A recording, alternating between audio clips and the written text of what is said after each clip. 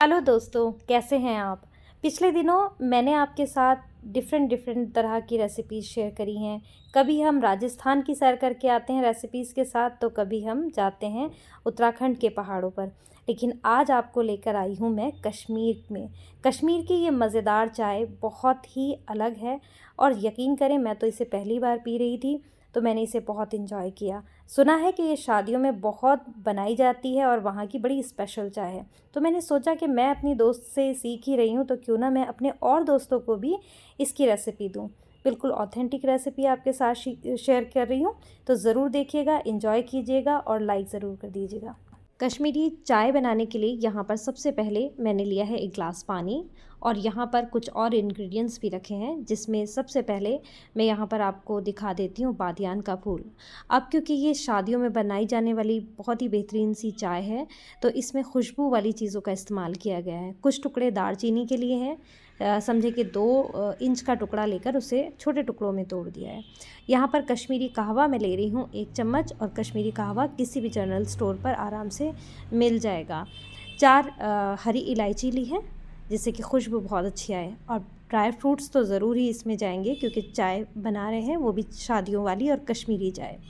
तो बारीक बादाम और काजू और पिस्ता हमने काट कर लिया है।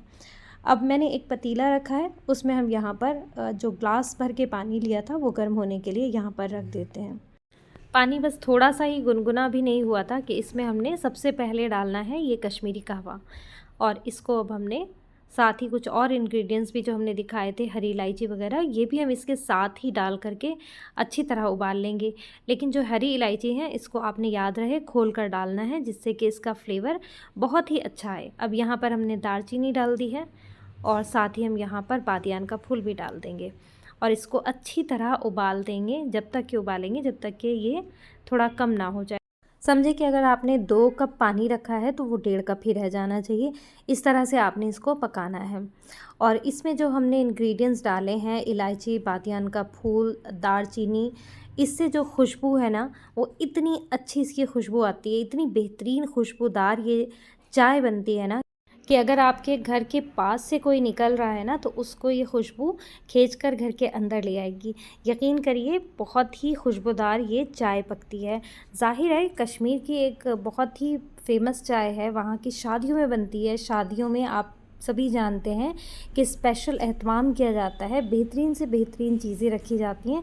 तो ये चाय भी वहाँ की एक बेहतरीन डिश है, और डिश ही समझिए। जब आप इसे पिएंगे तो आपको ये फ़ील आएगा जैसे हम शीर जिसने खाई है, वो शीर जैसी खुशबू इसमें आ रही होती है। हालांकि इंग्रेडिएंट्स बहुत कम उस तरह के डले होते हैं, लेकिन वाकई बहुत शीर जैसी इसमें खुशबू आ रही होती है। ये पककर यहाँ आधा हो गया है। अब मैंने इसको छान लिया है एक ग्लास में, आप किसी भी बर्तन में छान सकते हैं। तो ये देखिए कितना खूबसूरत इसका कलर आया है, और आप देख सकते हैं ग्लास मेरा आधा ही समझे कि रह गया है। अब यहाँ पर फिर से मैंने 4 इलायची ली हैं। आप चाहें तो वही इलायची निकाल करके आप दोबारा से इस्तेमाल कर सकते हैं, क्योंकि इसकी खुशबू रहती है, इलायची की खुशबू काफ़ी टाइम तक रहती है। अब यहाँ पर करीब 2 कप हम दूध डालेंगे, और ये कहवा डाल करके जो हमने तैयार किया है वो भी हम इसमें डाल देंगे, और इसको हम पका लेंगे। अब इसमें हम डालेंगे, जैसे ही थोड़ा उबाल आएगा ना, इसमें हम मीठा डाल देंगे, यानी कि चीनी। तो चीनी आप अपने टेस्ट के अकॉर्डिंग कम या ज़्यादा जो भी आपको लेना हो आप उस हिसाब से डालें। तो बहुत बेहतरीन खुशबूदार ये चाय तैयार होती है। तो उबाल का इंतज़ार कर लेते हैं। जब उबाल आएगा फिर हम आपको दिखाएंगे कि इसे सर्व किस तरह किया जाता है।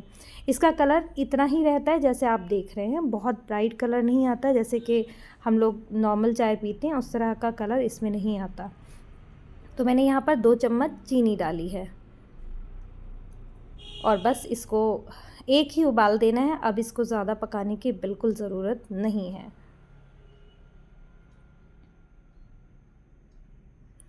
तो जैसे ही इसमें थोड़ा सा उबाल आने को होगा, हम यहाँ पर थोड़े थोड़े जो हमने पिस्ता है, काजू को बारीक काट लेना है, और बादाम को वहाँ पर कूट कर डाला जाता है, लेकिन मेरे पास कुटा हुआ नहीं था और मुझे थोड़ी जल्दी थी, तो जो कटा हुआ रखा था मैं यहाँ पर वही इस्तेमाल कर रही हूँ। आप इसे ज़रा बारीक कूट लेंगे तो ये थोड़ा ऊपर तैरता हुआ नज़र आता है, बैठता नहीं है, और बहुत ही अच्छा ये लगता है। ये फ़ायदा है कूट कर इस्तेमाल करने का। काट करके इस्तेमाल ना करें, बेहतरीन और सही तरीका कूट करके इस्तेमाल करने का है। अब आप देख सकते हैं ये अच्छे से उबाल आ चुका है। चलिए अब इसको हम सर्व कर लेते हैं। अब इसे छानने की बिल्कुल ज़रूरत नहीं है क्योंकि हम पहले ही छान चुके हैं। तो चलिए इसे कप में हम निकाल लेते हैं।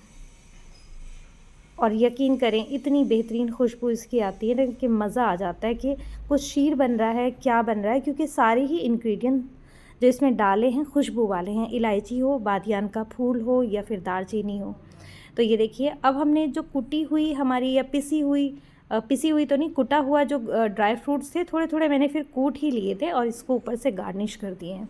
तो याद रहे आपने कुटे हुए ही डालने हैं क्योंकि जो कुटा हुआ हल्का रहता है वो ऊपर तैर जाता है और खुशबू उसकी अच्छी आती है, देखने में भी अच्छा लगता है। उम्मीद करती हूँ आपको देखने में भी अच्छा लग रहा है और आप बनाएंगे तो पीने में भी अच्छा लगेगा। दुआओं में याद रखिएगा। अल्लाह हाफिज़।